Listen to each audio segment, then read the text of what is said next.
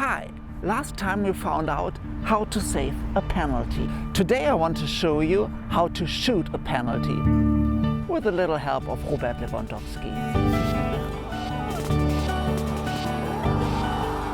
I have a lot of tricks. One of the world's best penalty takers.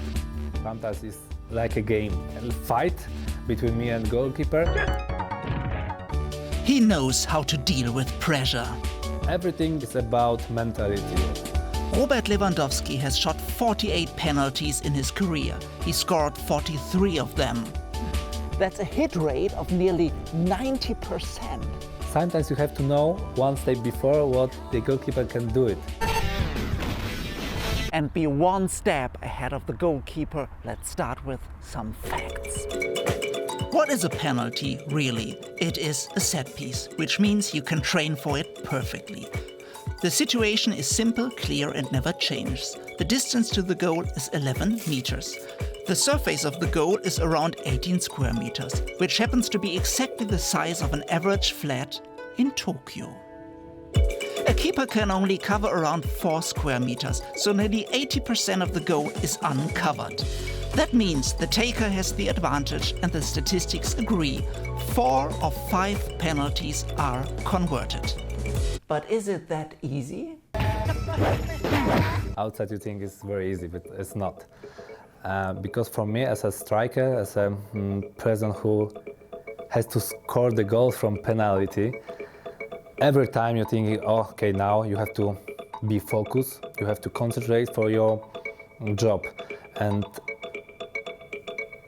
a lot of people say you have 50% chance, okay, but I know that sometimes your feeling from the game is also very important. So what can you do to get a feeling? Simply by practicing them again and again and again. Not only before knockout games, it's called automatism training. The more often you do a motion sequence, the more your body gets used to it.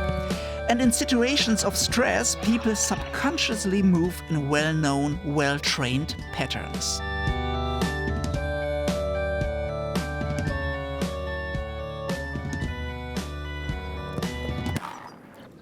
There's one technique Robert Lewandowski often uses, the delayed run-up.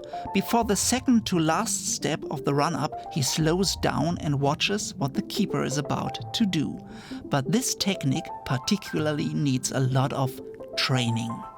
I think so that I needed 1 year, 1.5, that after 2 years I scored the first penalty like this. And you know, it's like a technique. I don't know sometimes why, because I do this because my body is ready for this, and you know, it's like not ritual, you know, it's like if I do this, I know that everything will be easier to score the goal.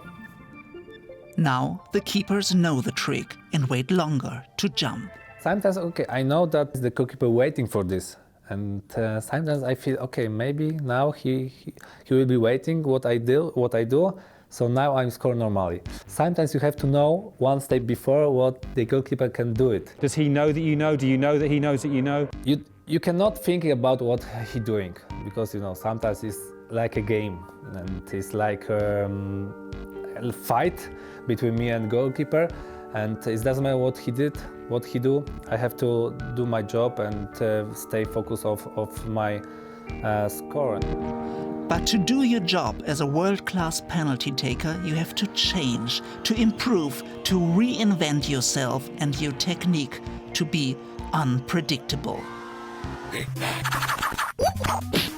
Improvisation may be nice in music, but in terms of penalty, it's not a good idea. The moment you put the ball on the spot, you need a plan, a strategy. You should know where you want to shoot, but where? Statisticians have been interested in penalties for decades. Mathematician Roland Loy evaluated more than 500 penalties, divided the goal into 60 target areas. His conclusion: no penalty shot in the upper half of the goal could be saved. Which leads us to the question, left or right? Left, right, left, right. In sports science, they speak about the taker's natural side, the middle, and the taker's so-called unnatural side. If the taker is right-footed, the left side is the natural side and the right side is the unnatural. If they are left-footed, everything is switched. The statistics say that 81% of all penalties shot in the middle are converted, compared to 77% shot in the natural side, and only 70%, that means only 2 of 3 penalties, of the unnatural side. And every keeper has a strong and a weak hand, but most of the keepers are right-handed. When the goalie guesses correct and jumps to the left side, he must use his right hand to save the ball. But he cannot build the same counter pressure with his offhand as with the right hand. And that's also what the statistics say. Even if the keeper guesses correctly, more than 70% of penalties are still successfully converted if the keeper has to use their weak hand. If they can use their strong hand, it's only 55.2%. That means if you are left-footed and you choose your natural right corner, you have a clear advantage, statistically. Otherwise, just shoot in the middle. Either way, when you put the ball on the spot, you should know where you want to shoot.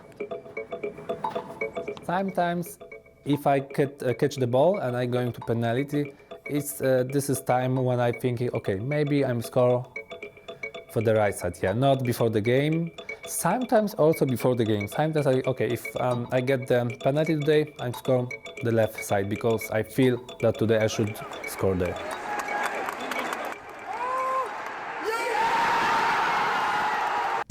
But what about the incredible pressure of the penalty moment?